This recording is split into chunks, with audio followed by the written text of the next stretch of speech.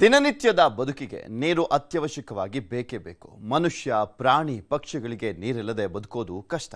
ಆದರೆ ಕುಡಿಯುವ ನೀರು ಕಲುಷಿತವಾದರೆ ಹೇಗೆ? ಸದ್ಯ ಕೆರೆಯ ನೀರು ಹಸಿರು ಬಣ್ಣಕ್ಕೆ ತಿರುಗಿದ್ದು ಇದೇ ನೀರನ್ನ ಬಳಸ್ತಾ ಇರುವಂತ ಗ್ರಾಮಸ್ಥರಲ್ಲಿ ಆತಂಕ ಮನೆ ಮಾಡಿದೆ. ಈ ಕುರಿತ ಒಂದು ರಿಪೋರ್ಟ್ ನಿಮ್ಮ ಮುಂದೆ.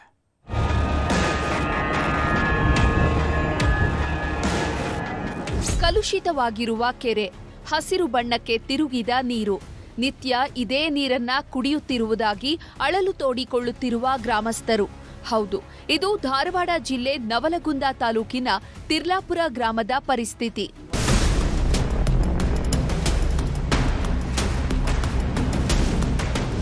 ಗ್ರಾಮಸ್ಥರಿಗೆ ಕುಡಿಯುವ ನೀರಿನ ಪ್ರಮುಖ ಮೂಲವಾಗಿರುವ ಈ ಕೆರೆಯ ನೀರು ಇದೀಗ ಹಸಿರು ಬಣ್ಣಕ್ಕೆ ತಿರುಗಿದೆ. ನೀರಿನ ಮೇಲೆ ಹಸಿರು ಪಾಚಿ ಆವರಿಸಿಕೊಂಡಿದ್ದು ಕೆರೆಯ ನೀರಿನ ಸ್ಥಿತಿ ಕಂಡು ಗ್ರಾಮಸ್ಥರು ಆತಂಕಗೊಂಡಿದ್ದಾರೆ. ಈ ನೀರನ್ನ ಬಳಸಿದ ಬಳಿಕ ಕೆಲವರ ಆರೋಗ್ಯದಲ್ಲಿ ಏರುಪೇರು ಕಂಡುಬಂದಿದೆ ಅಂತ ಗ್ರಾಮಸ್ಥರು ಆರೋಪಿಸಿದ್ದಾರೆ. ಅದರಲ್ಲೂ ಮಕ್ಕಳು ಮತ್ತು ವೃದ್ಧರ ಆರೋಗ್ಯದ ಬಗ್ಗೆ ಆತಂಕ ವ್ಯಕ್ತಪಡಿಸಿದ್ದಾರೆ. ಹಸಿರು ಕಲರ್ ಬಂದೈತ್ರಿ, ಅದ್ರಾಗ ಹುಳ ಆಗ್ಯಾವೋ ಏನ, ಒಟ್ಟ ಈ ತಪ್ಪಲಕ್ಕಾಗೈತೆ ಗೊತ್ತಿಲ್ಲ. ಮೊದಲು ಬಾಳ ತಿಳಿಯಿತ್ರಿ ಇದು ನೀರು. ಈಗ ಏನೈತಿ, ಫಿಲ್ಟರ್ ನೀರು ಕೊಡ್ತಾರ 7 ರೂಪಾಯಿಗೊಂದು. ಅದ್ರದಕ್ಕೆ ಕಾಳು ಬೇಳಿ ಕುದಿಯಂಗಿಲ್ಲ. ಹೊಳ್ಳಿ ಊರಾಗೆಲ್ಲ ಮಕ್ಕಳು ಮರಿ ವಾಂತಿ ಬೇದಿ, ದೊಡ್ಡವರು ಸಣ್ಣವರು, ಮತ್ತೆ 4 ದಿನ ಮಲ್ಕೊಳ್ಳೋದು, 4 ದಿನ ದವಾಖಾನಿಗೆ ಹೋಗೋದು, 4 ದಿನ ಮಲ್ಕೊಳ್ಳೋದು. ಇದ ನೀರ ಕುಡಿತೇವ್ರಿ, ಇದನ್ನ ಬಳಸ್ತೇವ್ರಿ.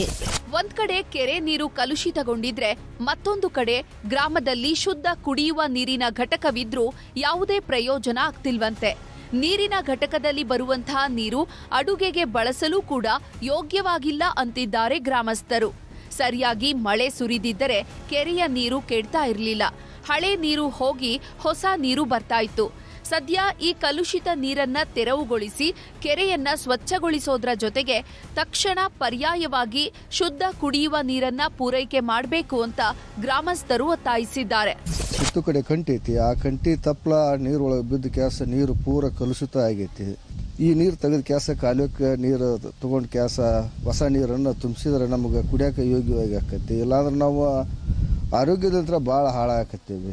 ಒಂದು ಲೆಕ್ಕಕ್ಕೆ ನೀರು 60% ನೀರು ಸರಿಯಾಗದ್ರಿ ಮಳೆ ಆದ್ರೆ. ಇಲ್ಲಾಂದ್ರೆ ಇಲ್ಲ, ಮಳಿನೇ ಇಲ್ಲಲ್ರಿ. ಗ್ರಾಮಸ್ಥರಿಗೆ ಶುದ್ಧ ಕುಡಿಯುವ ನೀರು ಪೂರೈಕೆ ಸಂಬಂಧಿಸಿದ ಅಧಿಕಾರಿಗಳು ಗಮನ ಹರಿಸಬೇಕಿದೆ. ಮಂಜುನಾಥ್ ಯಡಳ್ಳಿ, ನ್ಯೂಸ್ 18 ಧಾರವಾಡ.